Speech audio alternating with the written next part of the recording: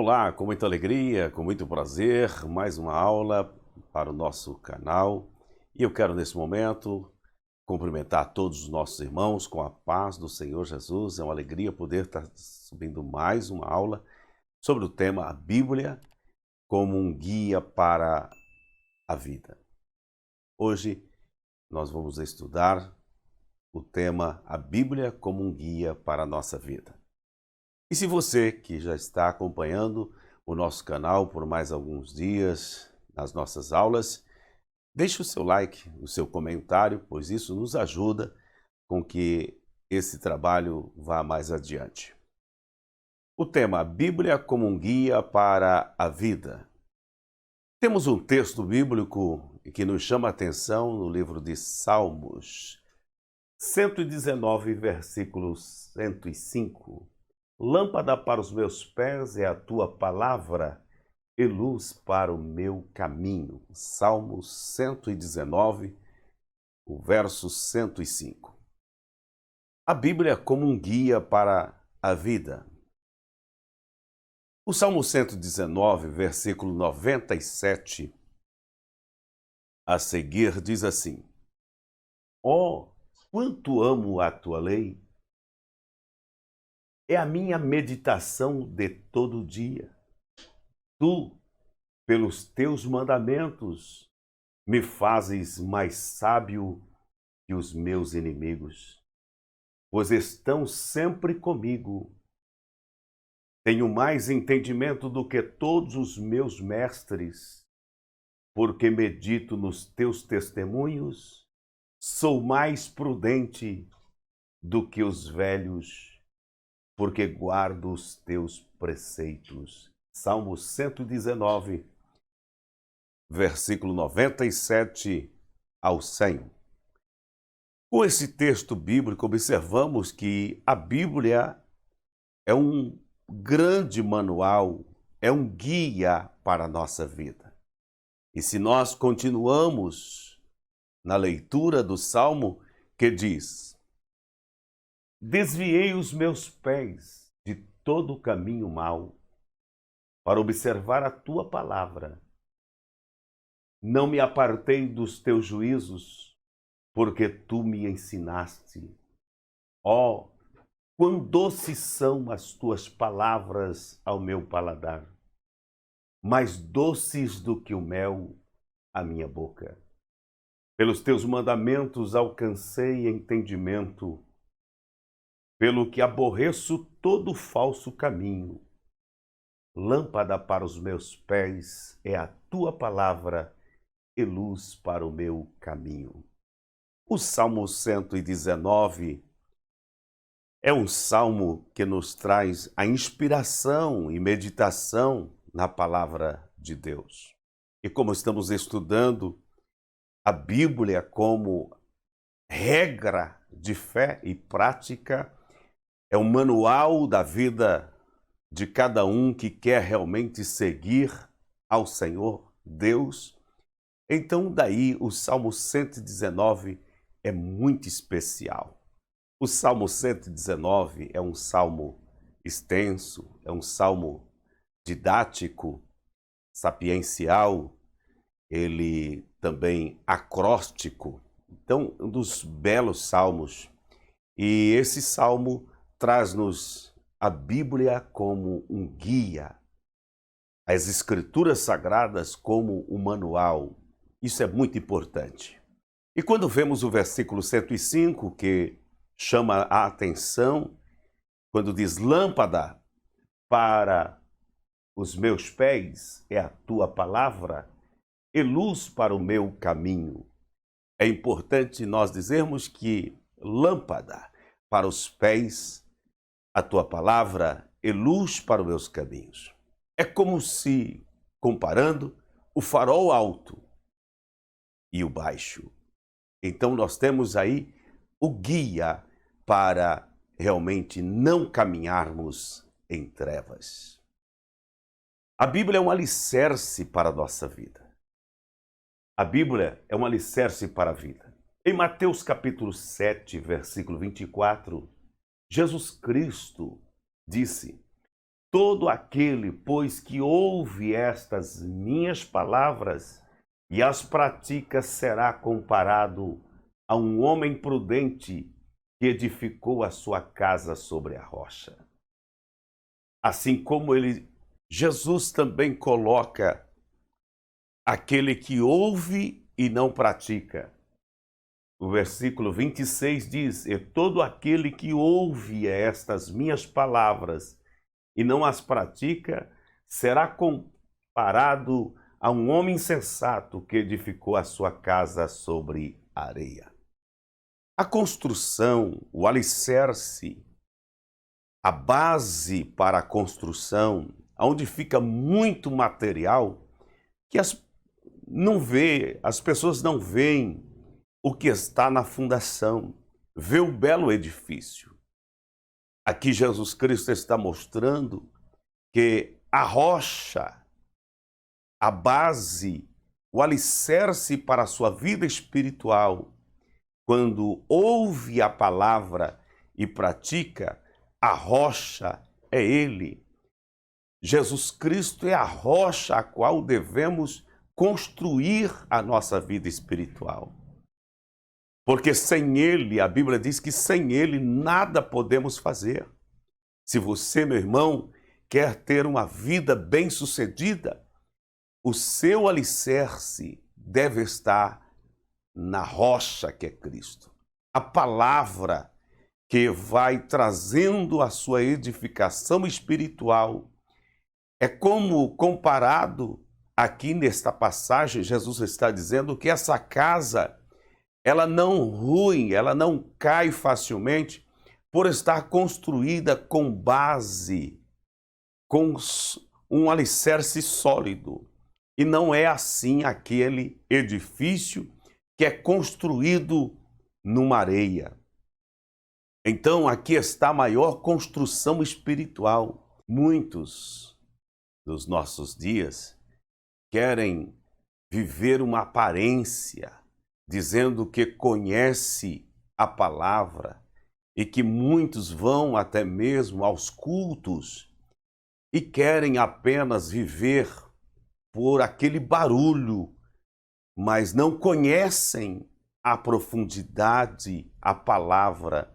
Logo, qualquer vento que sopra, qualquer dificuldade que chega na sua vida, lá esse já começa a desistir. Acha que não adianta mais ir nem para a igreja. Começa a ver os defeitos da vida dos outros. Tudo isso é porque o alicerce estava construído na areia. Vem o vendaval, vem a chuva torrencial e leva essa casa, rui, cai, porque não tem alicerce. Mas todo aquele que é construído na palavra, ele continua mesmo nas lutas, glorificando, exaltando ao Senhor. Meu irmão, cresça no conhecimento da palavra. As lutas vêm, as dificuldades vêm, mas aqueles que estão alicerçados na rocha que é Cristo, assim como ele venceu, também todos que estão construídos nele também vencerão. Permaneça firme. A Bíblia nos torna pessoas sábias. Em Tiago, capítulo 1, versículo 22, 24, nos diz o texto: tornai-vos, pois, praticantes da palavra, e não somente ouvintes, enganando-vos a vós mesmos. Porque se alguém é ouvinte da palavra e não praticante, assemelha-se ao homem que contempla no espelho o seu rosto natural, pois a si mesmo se contempla e se retira, e para logo se esquece de como era a sua aparência. As pessoas que querem viver uma vida apenas como conhecedores da palavra e não praticante, não colocando no seu dia a dia, a Bíblia diz que estes não têm sabedoria, não são sábios, porque os sábios, eles conseguem identificar e ser praticante da palavra. A Bíblia nos quer cada dia mais nos trazer orientações para a nossa vida. Por isso vai o meu conselho: leia, medita na palavra do Senhor. Muitas vezes nós criticamos e falamos porque alguns leem esporadicamente, mas faz-me lembrar de que toda casa de um cristão tinha aquela caixinha da promessa, aonde muitas vezes se retirava ali vários versículos da caixinha da promessa. E após cada um ler um versículo, fazia uma oração. Era meditação. E quantas vezes nos lares, junto às famílias, se reunia com os versículos e dava-se a colocação de cada palavra, buscando a palavra. E quantas vezes Deus falava através daqueles versículos e da atitude. Hoje temos muito mais do que uma caixinha de promessa. Todavia, a negligência é tão grande de passar despercebido que nem o versículo da caixa da promessa você está lendo mais. Não fique assim. Leia, medite, estude, porque ela te deixa sábio e entendido. A Bíblia torna-nos pessoas sábias. Quem põe em prática seus ensinamentos será considerado um verdadeiro sábio. Observe o que está escrito em Provérbios capítulo 1, versículo 7. O temor do Senhor é o princípio do saber, mas os loucos desprezam a sabedoria e o ensino. Provérbios 1 e 7. Temer a Deus não é ter medo, é reverenciá-lo, é adorá-lo, é trazer a Ele o teu culto verdadeiro.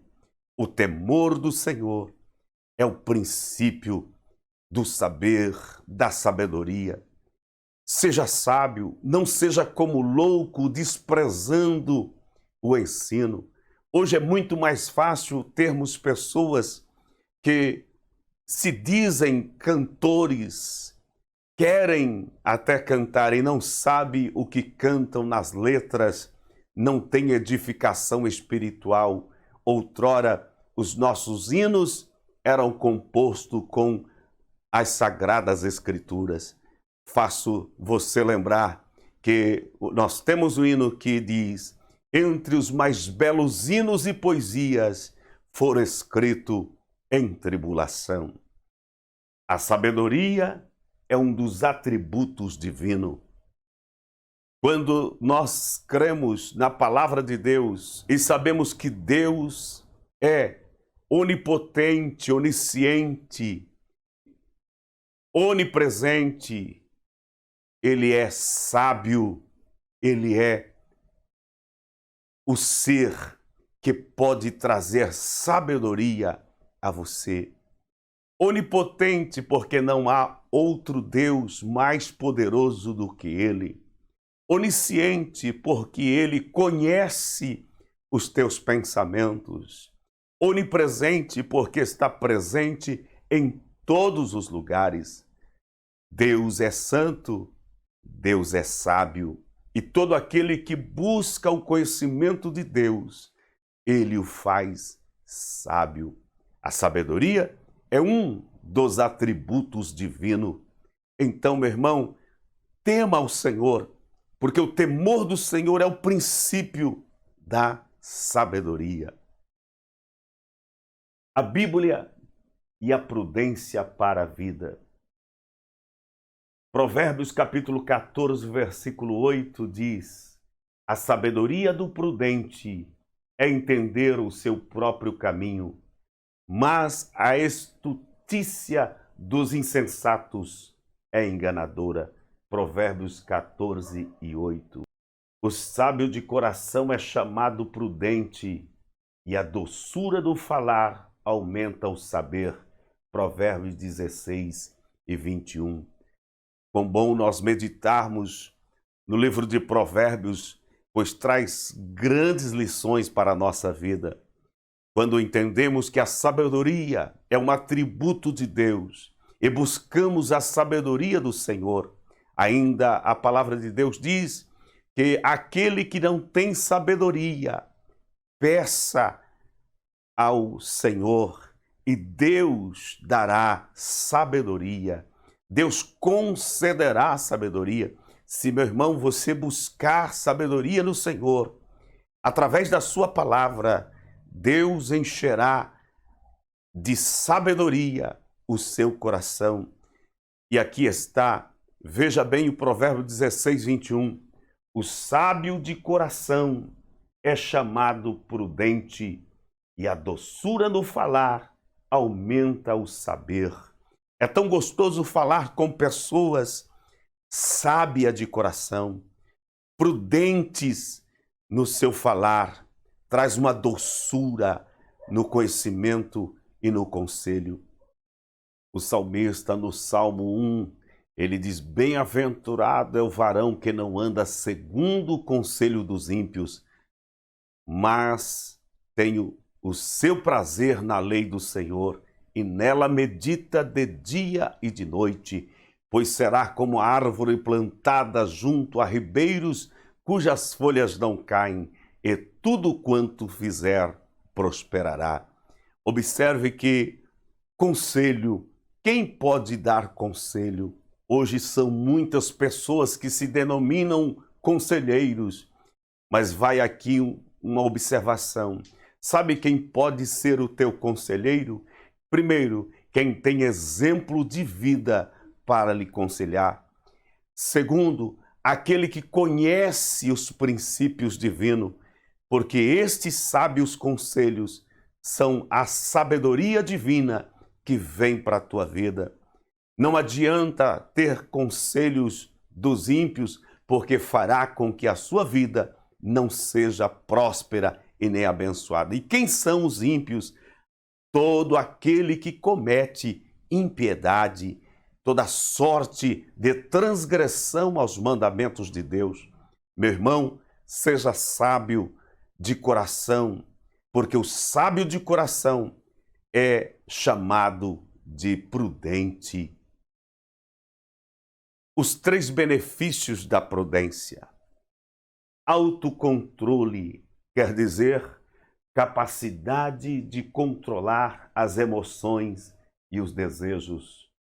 Quem tem sabedoria no coração é prudente, e este prudente tem um controle das suas emoções, dos seus desejos, das suas paixões. Esse autocontrole é um dos benefícios da prudência.